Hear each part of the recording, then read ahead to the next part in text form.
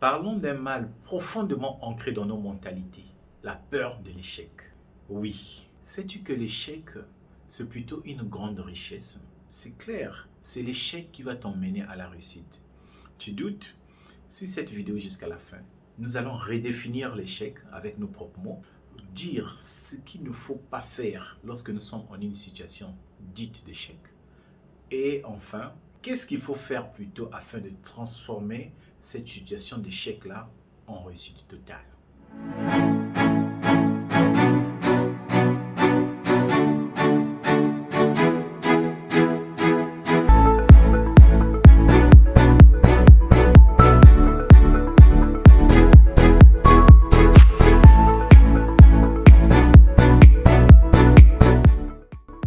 Bonjour et bienvenue dans Kulenda Coaching Centre.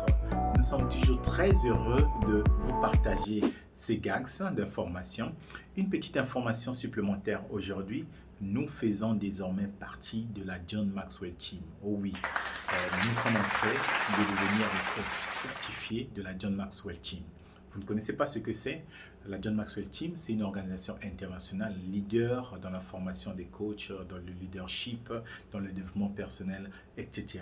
Vous pouvez nous contacter si vous voulez avoir des informations supplémentaires. C'est une famille merveilleuse où vous apprenez énormément. C'est quoi déjà l'échec? Communément, on parle d'échec lorsqu'on n'a pas atteint les résultats escomptés, c'est-à-dire on n'a pas réussi ce qu'on voulait. Voilà. Mais nous ne prenons pas cette définition-là. Pour nous, il y a vraiment l'échec lorsqu'on abandonne. C'est-à-dire, vous pouvez, dès la première fois, ne pas avoir atteint les résultats escomptés, la deuxième fois, mais tant que vous êtes dans le processus, on ne parle pas de l'échec.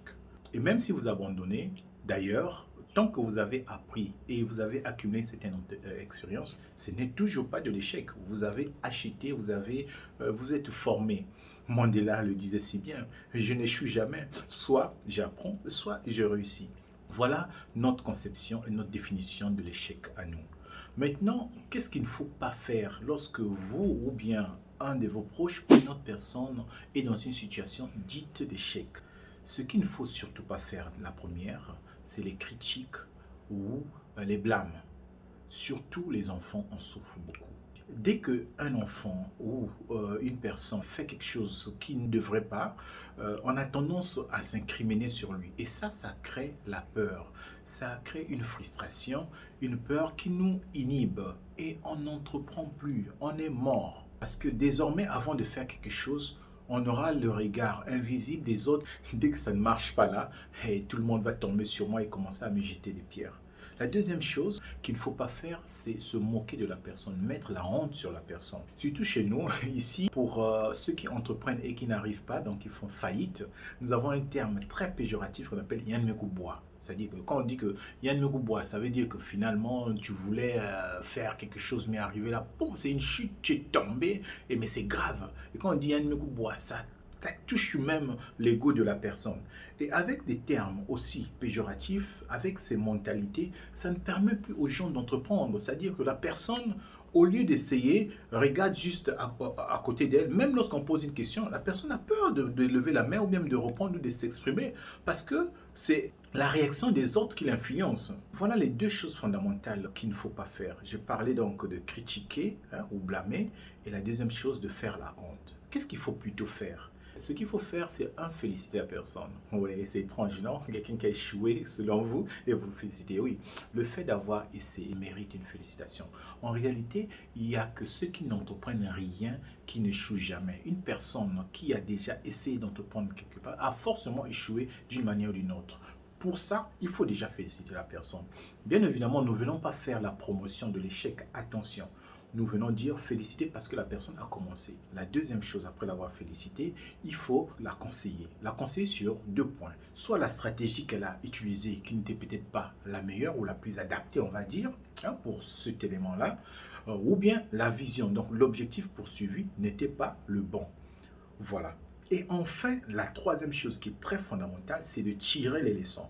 Oui, Si vous n'avez pas atteint les résultats escomptés, il faut tirer les leçons. Si vous ne le faites pas, vous remettez la faute aux autres comme d'habitude, vous dites que c'est toujours l'extérieur qui n'a pas fait ce qu'il fallait, c'est pourquoi vous mettez en victime. La conséquence, c'est quoi? Vous aurez tendance à refaire les mêmes erreurs dans le futur. Par contre, vous vous positionnez comme vous, l'acteur, par manque de compétences ou bien d'informations ou de quoi que ce soit dans l'environnement, qu'est-ce que vous aurez? Vous allez écrire ce qu'il faut mieux faire la prochaine fois. C'est là où la magie s'opère. Vous aurez maintenant la possibilité de faire mieux. Sauf si vous êtes fait pour ne pas réussir. Oui, nous sommes très conscients de ça. Sur 100% de personnes, c'est impossible que les 100 puissent être des entrepreneurs à succès ou bien des employés à succès. Il y a des médiocres qui sont là pour augmenter le groupe. Je le dis clairement, il y a des gens qui sont venus dans ce monde pour accompagner les gens. Vous pouvez même les donner gratuitement la réussite. Ils ne vont jamais prendre. On vous donne des méthodes pour s'améliorer. Ils ne vont jamais. Pour eux, c'est une fatalité. C'est comme ça. Ces gens-là, il n'y a pas de problème. Restez là. Vous allez nous accompagner. Et bon, voilà, nous, on va vivre autre chose. Par contre, si toi, dans ton cœur, tu sens bien que tu t'es venu pour autre chose, tu peux faire mieux, mais il te manque peut-être, hein, ça arrive, il te manque peut-être des techniques, il te manque des soutiens, il te manque plus d'informations, etc. Ça boue en toi. Ça veut dire que tu es fait pour autre chose, pour vivre une autre expérience. Et nous parlons à toi. Hein. Concentre-toi. Si tu as connu des échecs, tire les leçons et fais mieux. Juste avant de finir, voyez autour de vous 10 personnes que pour vous, ils ont réussi. Faites une petite expérience. Allez dans leur domaine scolaire. Est-ce que vous êtes sûr que de début jusqu'à la fin, ils n'ont pas repris une seule année, ils n'ont pas connu de l'échec, ils n'ont même pas eu peut-être 0 une fois dans une matière donnée, et pourtant ça ne les a pas empêchés de devenir aujourd'hui votre modèle de réussite. Alors oui, c'est pour vous dire quoi? L'échec, c'est passager, c'est une leçon. Ça devient définitif quand vous vous arrêtez. Voilà le message d'aujourd'hui, chers amis. Hein? Partagez-le surtout à une personne que vous croyez qu'avoir connu l'échec et qui est très affaiblie. Ça l'aidera.